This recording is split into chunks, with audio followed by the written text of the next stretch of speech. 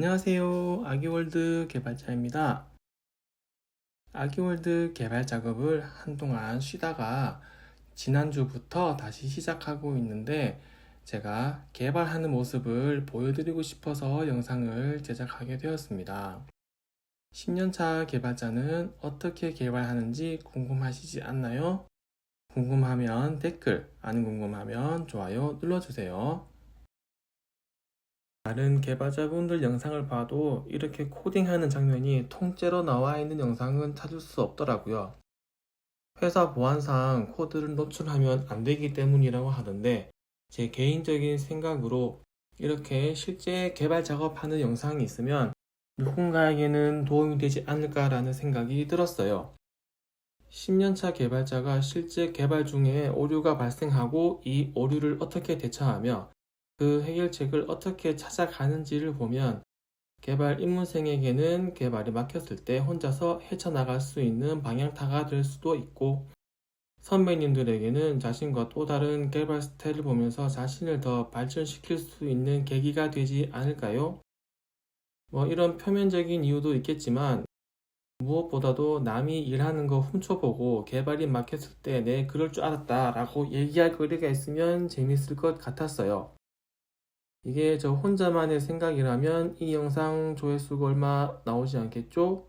그럼 저는 슬퍼질 거예요. 슬퍼지기 전에 얼른 이 영상부터 마무리할 생각이에요. 그리고 아기월드는 제 개인 프로젝트이기 때문에 그런 보안 관련 제약이 전혀 없습니다. 제 코드 마음대로 다 보셔도 되고 필요하면 갖다 쓰셔도 무방해요. 하지만 GitHub에 공개가 되어 있진 않습니다. 6배속으로 재생되고 있는 영상에서 제주껏 가져가시면 돼요. 그럼 제 작업 영상 보시면서 이야기를 이어갈게요. 작년 12월까지 아기월드 개발 작업을 이어왔지만 수익화로 연결이 되지 못해 잠시 개발을 중단한 상태였어요. 그러다 지난주부터 다시 시작했어요. 시작하면서 백엔드 개발 언어를 자바에서 C샵으로 옮겨야겠다고 결심을 했고 지금 그 작업이 70% 정도 진행이 된 상태예요. 처음에 자바로 시작한 이유는 온라인 강의 플랫폼 패스트 캠퍼스에서 백엔드 강의를 들으면서 개발했기 때문이에요. 그때 당시 이미 개발 경력이 8년 정도 되었지만 독학으로 익혀왔기 때문에 조금 체계가 부족하다고 생각을 하고 있었거든요. 그래서 백엔드에 체계적인 공부를 하고 싶었어요. 원래는 C샵 강의를 듣고 싶었는데 아무래도 우리나라 특성상 자바에 대한 수요가 많기 때문에 강의질은 자바가 훨씬 좋았거든요. 그 강의에서 자바 스프링 부트로 개발하고 AWS에 배포하는 방법을 알려줬기 때문에 그 방식대로 시스템을 구축했었어요. 그때는 이해보다는 어떻게든 구축을 빨리 하는 게 목표였기 때문에 강의에서 시키는 대로 그대로 따라하면서 개발 작업을 했었어요. 그렇게 구축을 완료하고 6개월이 지났어요. 다시 개발 작업을 이어가려 하니 무엇보다 AWS에 배포하는 파이프라인을 다시 설정하는 작업이 엄두가 나질 않았어요. GitHub 액션을 설정하고 AWS에서 무언가를 또 설치를 해야 되고 관련 키를 별도로 관리하는 등 그런 일련의 작업들이 그때는 어떻게 강의를 보면서 따라 했었는데 이걸 또 1년이나 지난 강의를 다시 보면서 할 수도 없고 그렇다고 또 한 번 하면 두 번 안 할 작업에 시간을 들이고 싶지 않았거든요. 그리고 지난 6개월간 ASP.NET으로 홈페이지를 구축하고 애저에 배포해서 운영하는 프로젝트를 관리했었기 때문에 비주얼 스튜디오에서 배포가 얼마나 쉬운지도 알고 있었고요.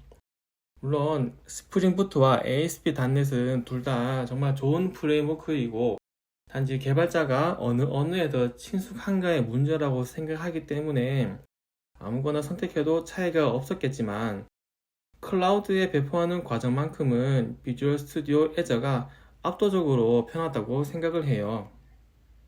저는 개발 스택을 선택할 때 취직이 잘 되고 의 여부는 전혀 고려하지 않고 내가 어느 툴을 쓰는 게 더 편리한가에 기준을 두고 선택을 해왔거든요. 아무래도 언어와 개발 툴, 그리고 클라우드까지를 수직 통합한 마이크로소프트 회사의 솔루션이 개발자 입장에서는 더 편리한 것 같아요. 인텔리제이는 젯브레인, 자바는 오라클, AWS는 아마존의 제품을 사용해야 하는 개발 환경과 가장 큰 차이점이라고 생각해요. 제 개인적인 경험으로 인텔리제이도 뭔가 설정이 복잡하고 캐시 같은 것도 정리해 줘야 되는 등 개발 이외에 개발 툴을 관리하기 위해 해야 하는 공부도 꽤 많았던 걸로 기억해요. AWS 배포 파이프라인을 만들기 위해 GitHub 액션 등등 배워야 할 게 많은 것과 비슷한 맥락이죠. 이게 규모가 큰 회사에서 분업이 제대로 되어 있는 조직이라면 아무 문제가 안 될 수도 있는데, 저 같은 1인 개발자 입장에서는 C샵이 가장 현명한 선택이라고 생각해요. 그렇다고 ASP.NET이 쉽다는 말은 아니에요. 좀 전에도 언급했듯이 강의나 주변 개발자가 잘 없기 때문에 공식 문서나 영문 자료를 통해서 솔루션을 찾아가야 하는 경우가 많아요. 즉, 러닝 커브가 꽤 높은 편이에요. 예전에 처음 프로그래밍 접할 때 ASP.NET API에서 쿼리 파라메타를 어떻게 받는지를 몰라서 며칠 동안 헤맸던 적이 있었어요. 그리고 이번 변환 작업을 하면서도 카카오톡 로그인을 어떻게 붙이는지 몰라서 며칠 동안 손을 못 대기도 했어요. 이럴 땐 의식적으로 이 문제와 거리를 두려고 하는 편이에요. 한 발 물러서서 문제와 조금 거리를 두면 항상 해결책이 뒤따라왔거든요. 문제를 보지 말고 내가 뭘 모르는지를 생각하고 검색하면서 오류와 상관없어 보이는 개념들이 익혀진 다음에 이렇게 하면 되려나? 라고 생각이 들어서 시도해본 코드가 대부분 정답이었어요. 이게 저도 지나고 나니 별일 아니지만 막상 닥치면 당황하기는 마찬가지예요. 초보일 때와 지금의 차이는 이럴 때 평정심을 찾을 수 있는가 없는가의 차이인 것 같아요. 어차피 해결될 걸 알기 때문에 느긋하게 행동할 수 있다는 정도? 지금 영상에서도 보시면 서비스를 컨트롤러에 의존성 주입을 해줘야 되는데 왜 안 되는지 몰라서 버벅이고 있는 상황이에요. 기존에 데이터베이스 의존성 주입을 사용하고 있었기 때문에 당연히 똑같이 하면 된다고 생각했거든요. 그런데 또 이 서비스와 리포지토리는 다르더라고요. 기존에 스프링 부트에서 서비스와 리포지토리 클래스를 분리해서 설계를 했었거든요. 그 설계를 그대로 가져오면서 ASP.NET에서 해당 클래스를 분리해서 작업했는데, 이게 컨트롤러의 의존성 주입으로 전달될 때는 생성자 매개 변수를 인터페이스로 해야 되는 거였어요. 이 개념을 몰라서 이거 도대체 왜 안 되는 거야? 라면서 짜증도 좀 냈었거든요. 중간에 편집되었지만 잠시 밖에 나갔다가 온 다음에 해결책을 찾아서 적용하는 내용이 담겨 있어요. 이번에도 문제와 거리를 둠으로써 역으로 문제가 해결이 된다는 것을 증명할 수 있는 사례였어요. 지금 하는 작업은 스프링 부트의 컨트롤러 코드를 ASP.NET으로 이관하는 작업이에요. 요즘은 생성형 AI 덕분에 작업이 훨씬 쉬워졌어요. 자바 코드를 입력으로 주면서 ASP.NET으로 변환하라고 하면 AI 나름대로 코드를 만들어 주거든요. 그걸 복사, 붙여넣기 한 다음 컴파일 오류나는 부분만 수정하면 돼요. 생성형 AI를 사용한 지는 몇 개월 안 되었는데 마치 각 분야별 신입 개발자와 팀을 이뤄서 일하는 듯 해요. 어떨 때는 기존에 비해 2배 이상의 효율을 내기도 하더라고요. 다른 분들은 생성형 AI를 개발 작업 시에 많이 사용하시는지 궁금하네요. 댓글 달아주실 분 계신가요? 네, 대답이 없어요. 또 슬퍼지려 하고 있어요. 제 개인적으로는 HTML 페이지 디자인 작업에 많이 사용하고 있어요. 제가 포토샵, 일러스트는 제가 원하는 만큼 사용할 줄 알거든요. 근데 이 원하는 만큼이 예쁜 거랑은 별개인 거예요. 이미지 파일이 있을 때 제가 원하는 편집 작업은 다 할 수 있는데 그 결과물이 예쁘지는 않아요. 앱 디자인도 마찬가지인 거예요. 그런데 이 부분을 생성형 AI가 완전히 해결해 줬어요. 물론 전문 디자이너 분이 하시는 거에 비해서는 많이 부족하죠. 그렇지만 이걸 저 혼자서 작업한 결과물이라고 생각하면 굉장히 준수한 결과물을 만들어줘요. 이번에 홈페이지를 구축하면서 디자인 작업은 모두 AI에 일임하고 저는 프로그램 흐름에만 집중할 수 있었어요. 단점은 코드 재사용을 염두에 두지 않고 만든 코드라서 이 화면에서는 이런 달력 디자인이 쓰이고 저 화면에서는 저런 달력 디자인이 쓰인다는 점이에요. 앱이 전체적으로 디자인 통일감이 좀 없기는 하더라고요.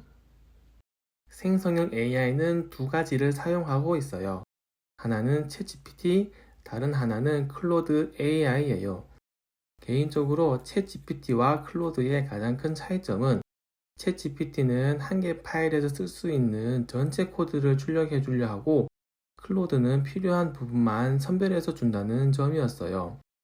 챗GPT는 준 코드를 그냥 복사 붙여넣기만 하면 되어서 적용할 때 고민하지 않아도 된다는 점이 장점이었어요. 그 대신에 응답을 주는데 전체 코드를 출력하는데 시간이 오래 걸린다는 단점이 있었어요. 클로드는 그 반대였거든요. 그리고 결과물을 보면 디자인이 더 예쁘게 나오는 건 클로드였어요. 그래서 새로운 HTML 파일을 만들 때 챗GPT에서 전체 코드를 먼저 만들고 클로드에서 상세 디자인과 수정 작업을 진행했어요. 이 작업 이후에는 자바스크립트와 ASP.NET 컨트롤러를 연동시키는 작업을 할 예정이에요. 지금까지는 컴파일 오류까지만 해결을 하는 데 중점을 둬서 문제가 발생해도 금방금방 해결이 되었어요. 그런데 지금부터는 논리 내에서 많은 문제가 발생할 거예요.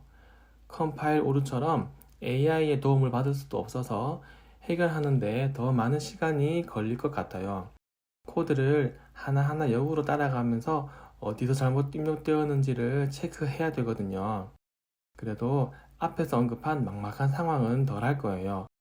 혹시나 이 외의 경우가 있다면 그건 또 유튜브 콘텐츠로 사용하면 좋을 것 같아요. 이번 영상은 마지막에 수정사항을 기세에 커밋하는 작업을 마지막으로 마무리했어요. 다음 영상은 바로 내일 제작할 거예요. 시간이 많이 없거든요. 이번 주 중에 아기월드가 ASP.NET에서 돌아가게 만들어 놓는 게 목표예요. 그럼 시청해 주셔서 감사합니다.